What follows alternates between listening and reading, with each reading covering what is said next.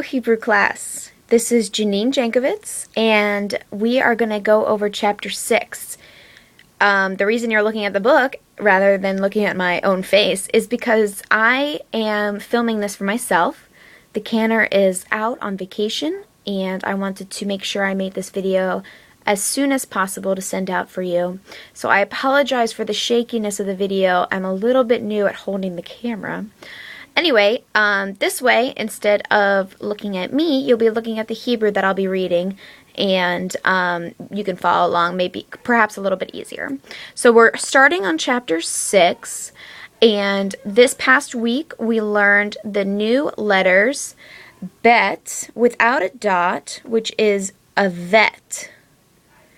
And our next letter that we learned was a vav, which we've seen before. Vav has always been holding a vowel for us, as you can see up on the page over here. Let's move up there. Vav has normally been a holder for the vowel. So when it's O or when it's U, but Vav also works as its own letter. And when Vav or vet are in a sentence, it's pronounced as a V. Okay, so now let's go ahead, turn the page, and this is, I'm going to turn the camera around so you can see a little bit easier. This is so amateur, I'm sorry. Here are the vowels that we learned. Now, before you get nervous, make sure you realize that these two vowels right here are not new vowels. These are vowels we've already learned. That is the A vowel and the E vowel, the three dots that make the E and the line that makes the A. The only difference is that the silent two dots are next to it.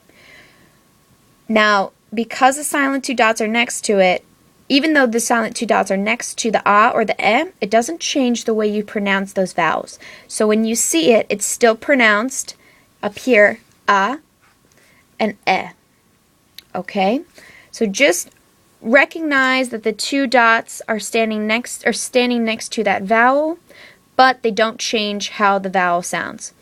Now, the new vowel that you are going to be learning is this vowel, the E, which is really a dot that's going to be underneath our Hebrew letter. And sometimes the E will be followed by a yud. When it's followed by the yud, the sound of the vowel does not change. So when it's a dot underneath the vowel and the yud, it is pronounced E. Now, I know you probably are feeling a little bit nauseated from the shaking of my holding the camera while trying to point out things, but let's go ahead real fast before you get too sick and turn the video off, and let's read together a little bit. Let's look at line A, and we'll read together, okay? Bish, vish, chish. Remember, that's a chav. Without a dot, it's a cha, not a ka, as it would be if there was a dot in the middle, such as the cough drop. Nish, vish. There's the vav acting as its own letter.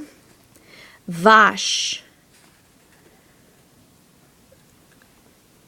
van, non. Okay, pretty simple. Let's move down a little bit further where it gets a little bit more complicated. How about D?